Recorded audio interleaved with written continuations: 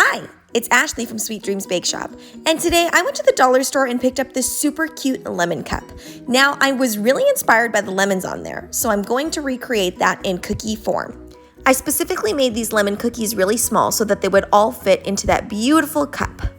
Now, it may seem a little bit odd the way that I am filling in these little lemon segments, but I tried experimenting doing it different ways, and this was the only way to get kind of a realistic looking lemon. So after you fill in those little triangles there, and don't worry, it does not have to be perfect, you're going to take your icing and fill it in with white.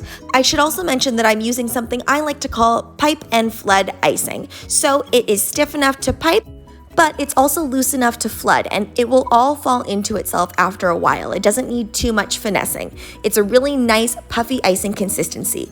It can be very, very difficult to try and achieve this, so if you want to watch my video where I specifically go in depth about this, go ahead and click that right-hand corner.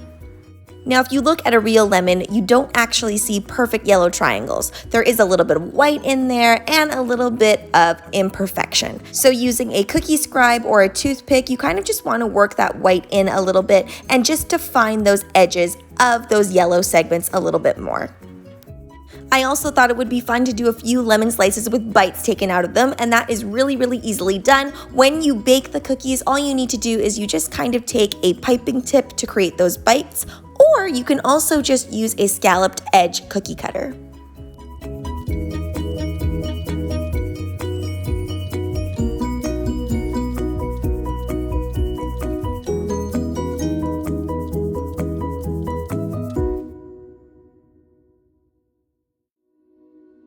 I'm noticing a lot of home bakers reaching out to me, which is absolutely fantastic. I love that a lot of your businesses are taking off. So what I'm going to start including is a short segment on all of the pricing of each of the things that I make in my tutorials if I were to sell them. So make sure to stick around to the end so you can see how much I would charge for a cookie set like this.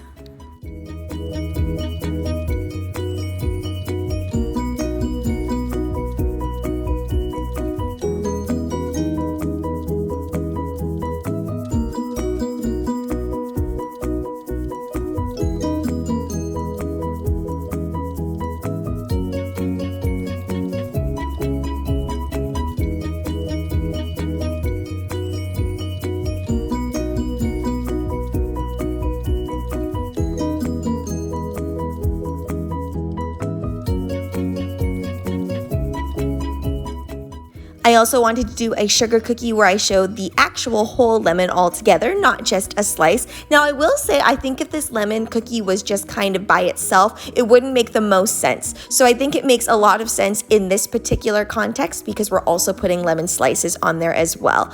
The reason I'm doing it this way, where I outline around the lemon cookie instead of just base icing the whole thing white and then putting the lemon on top, is because these cookies are fairly small, so I don't want to overload it with icing.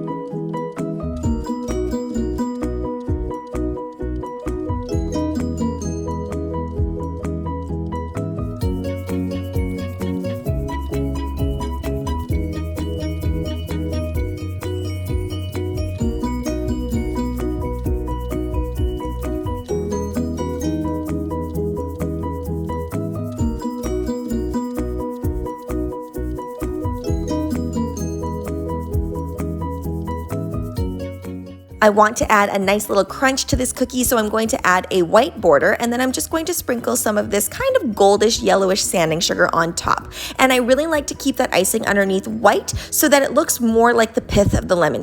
When making these little seeds, I'm just using the same exact icing consistency I've been using the whole time, and then I'm just kind of squeezing out a little dot and then pulling it forward without piping out any more icing.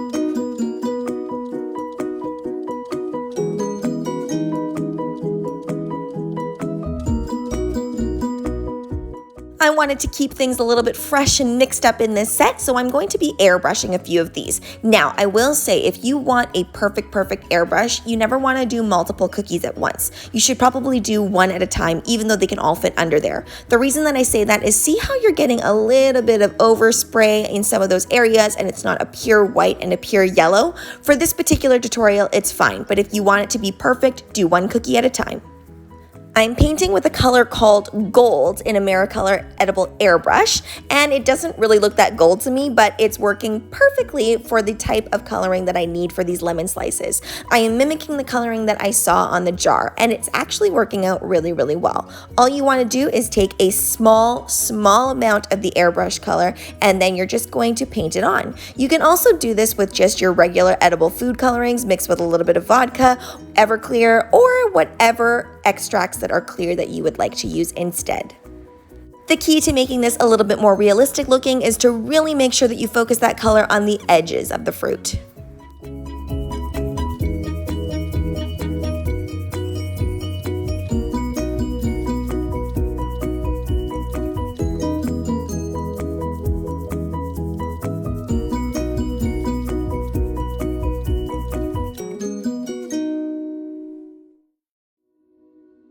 I want to define the lines of this chevron pattern just a little bit more and add some sanding sugar to these as well. It's really important with this consistency of icing that you do pour the sanding sugar on directly after you have piped, or else it may dry before you can actually pour it on.